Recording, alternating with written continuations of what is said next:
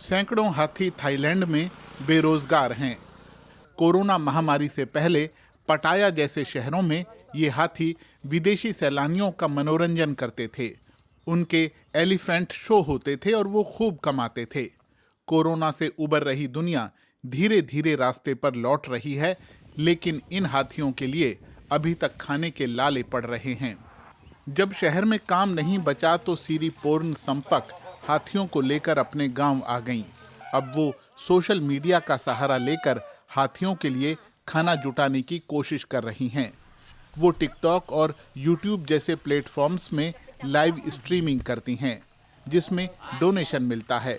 इस दौरान वो फल भी बेचती हैं, लेकिन कई घंटों तक लाइव स्ट्रीमिंग करने के बाद भी 1000 थाई बात ही जुटा पाती हैं। इससे उनके 2 हाथियों के लिए सिर्फ 1 दिन के खाने का इंतजाम हो पाता है। हम उम्मीद करते हैं कि पर्यटक लौटेंगे। अगर वो वापस आए तो फिर हमें ये लाइव स्ट्रीम करने की ज़रूरत नहीं होगी। कई बार तो स्ट्रीम में हम कुछ भी नहीं बेच पाते, कुछ भी पक्का नहीं है।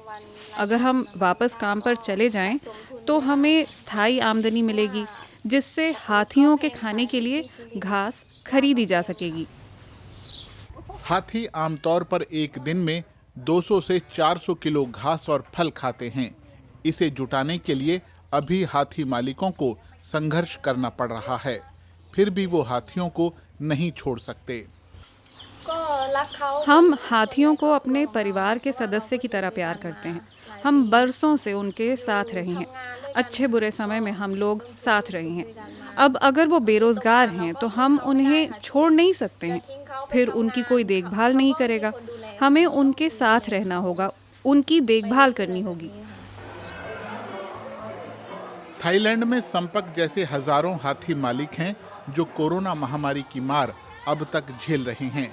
पिछले साल थाईलैंड में सिर्फ 4 लाख विदेशी पर्यटक पहुंचे, जबकि 2019 में ये आंकड़ा 4 करोड़ के आसपास था।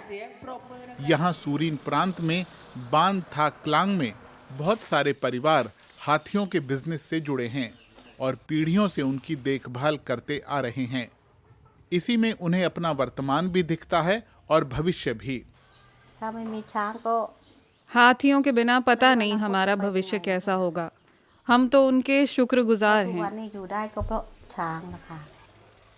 सरकारी आंकड़ों के अनुसार थाईलैंड में 3200 से लेकर 4000 तक पालतू हाथी हैं, जबकि जंगलों में मौजूद हाथियों की संख्या 3500 बताई जाती है। जंगल में रहने वाले हाथियों की जिंदगी महामारी से शायद उतनी प्रभावित नहीं हुई जितनी पालतू हाथियों की।